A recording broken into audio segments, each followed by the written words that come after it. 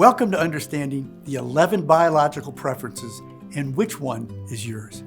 No doubt, you've heard of the No Child Left Behind Act that began in 2002 and lasted until 2015. The government spent a whopping $100 billion with the goal of improving learning and memory performance in education. What was the result? A colossal failure. Why? For one simple reason. Like all learning methods of the past 2,000 years, it failed to look at science for the answer to how to accelerate the speed and depth of learning. Instead, traditional education relies on a one-size-fits-all approach, which assumes that all of us learn in exactly the same way. Yet nothing could be further from the facts. The truth that science is revealing to us is that every one of us learns in our own unique way. That is why there is something really special about you. Really, there's something special about all of us. It's our unique way that our brains process information and learn, which is different from how our neighbor learns and processes information.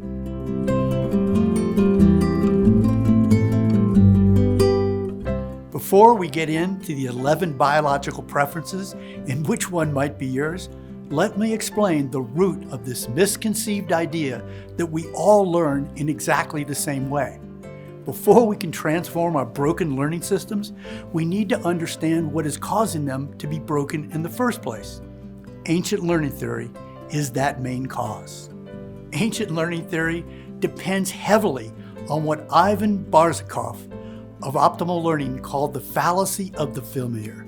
That is, the theories of learning that we use today are virtually the same as those that were used in the generation before us, which are the same that was used in the generation before them, which are the same before them that goes back almost 2,000 years, back to the time of the Greek authorities.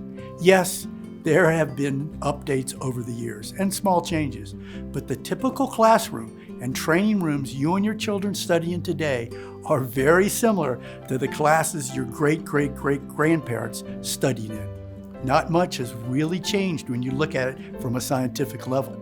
It is ancient learning theory that has prompted us to develop training and educational systems that rely almost exclusively on linguistic instruction, locking learners up in small boxes, that is 50 by 50 classrooms, far from the real world. It's a system that devalues your emotions and what is meaningful to you, while treating you like a machine part on a conveyor belt, shuffling you in and out of 13,000 45-minute get ready for the test segments over the course of your school life.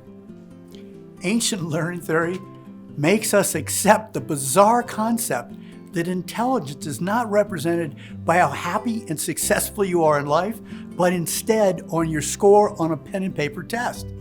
And now, unfortunately, we find these pen and paper tests we worked so hard to pass better predict how well you will do in the classroom rather than how well you will actually do in real life.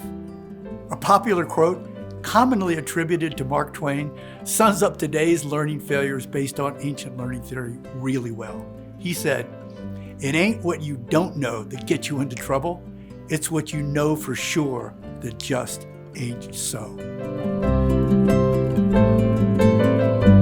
By relying on ancient learning theory, in most cases, modern scholastic and corporate institutions are forced to design learning systems as if there's no variation in the way our brains process information. Science is proving this belief to be a huge myth. Your brain and our children's brains are not like our neighbors. They are different, very different from one another. And that variation is so vital to the survival of our species and individual survival that no two humans, not even identical twins, share the exact same genetic makeup or the same brain plan.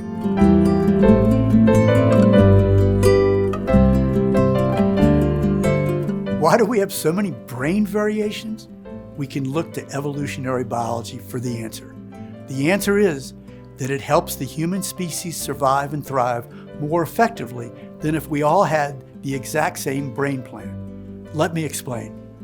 Millions of years ago, man lived in small groups of 25 to 50. If the primary water source went dry and all members of the tribe took the same route to find the next water source and it was also dry, no more tribe. Not only the end of the tribe, but maybe even the end of our species. So nature found that having each member of the human species think and process information differently would ensure that all members wouldn't take the exact same route to the next water source. The more routes tried meant the more survival chances the species had. Divergence of thinking and acting ensured a greater surviving and thriving chances for our human species. The variations we see among the brain plans of the 7.5 billion humans on Earth have their genesis in the diversity of our DNA, which is our biology's and our brain's operating system. I can't overemphasize, it is vital to comprehend that none of us share the exact same configuration of the 3 billion base pairs strung out on the double helix of our DNA. This genetic variation builds brains that reflect those variations. Therefore, all of our brain plans are different, ensuring that each of us will think, act, and learn differently. Genetic and brain variation is a gift. It allows each of us to see the world a little differently. These genetic variations build unique brains that have unique gifts that allow each of us to have a distinctive way of not only learning, but also of how we choose to survive and thrive in this world. These variations also ensure that you and our children are brilliant at something others are not. Each of these unique individual biological gifts then combine to create a species that has spectacular reservoir of surviving and thriving options.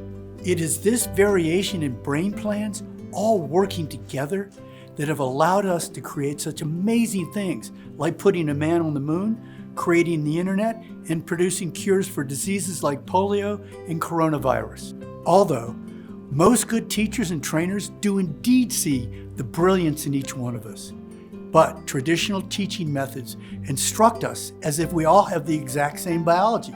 And if you don't learn the way the system wants you to learn, you may be seen as not smart, or not gifted, or just dumb. Science is informing us nothing could be further from the truth.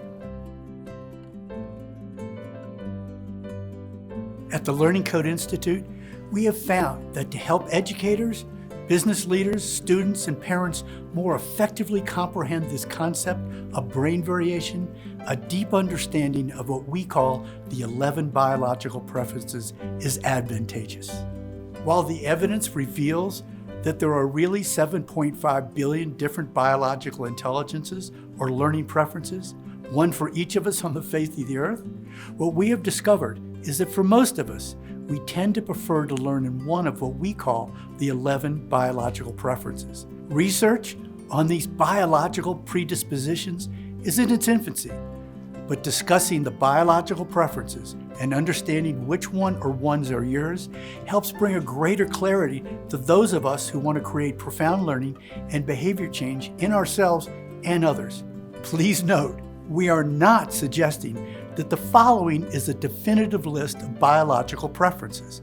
This is a list based on our research to date of what has been shown to work to accelerate and deepen the understanding of the learning process. Remember, because of genetic variation, there are really 7.5 billion types of preferences. The 11 biological preferences that we focus on are as follows: kinesthetic, tactile, taste, smell, visual, auditory, spatial 3D, musical, linguistic, mathematical, internal emotional, and social emotional. Let me re-emphasize. It is essential to recognize that no single brain preference is better than any other. The survival of our species depends on different individual biological preferences working together as one, a global brain, to support the surviving and thriving of the whole human species.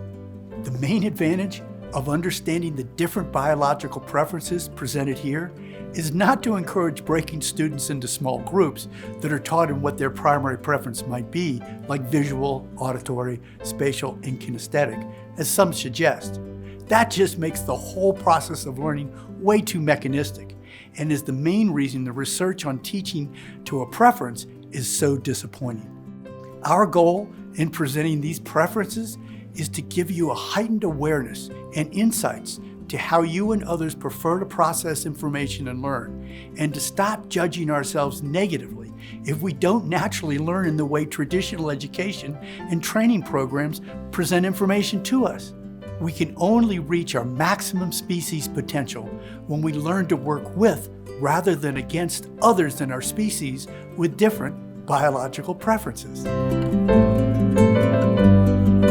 It is important to note that while we tend to have a primary biological preference, that preference will vary slightly to greatly among everyone who possesses the same preference.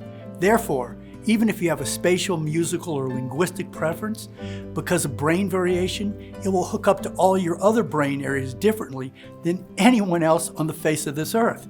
This makes every butcher, baker, and candlestick maker unique in the way he or she applies their craft and interacts with the world. As an example, while Mozart and Beethoven both had musical preferences, the individual variation within their preferences and the variation in how their preference connected up to the rest of their brain ensured they would never create the exact same music. When you are aware of your biological preference, it helps you learn more effectively because it's like lighting a blasting cap, triggering an explosion of massive cells and neurotransmitter activity in that preference, which in turn helps produce greater engagement and long-term memory formation in your whole brain. Your brain is an associative instrument, so once you've used your biological preference to understand a concept or idea, there is much less need to present further information about that concept in your primary preference. It can be presented in a new and different way, yet still be quickly understood.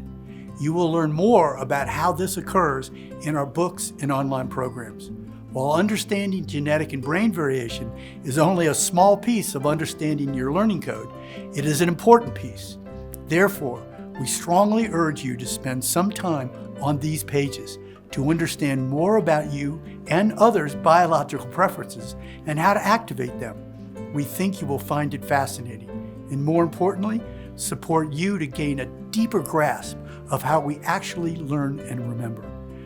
Thank you for your interest in how to use more science-based approaches to transform how you and our world learns.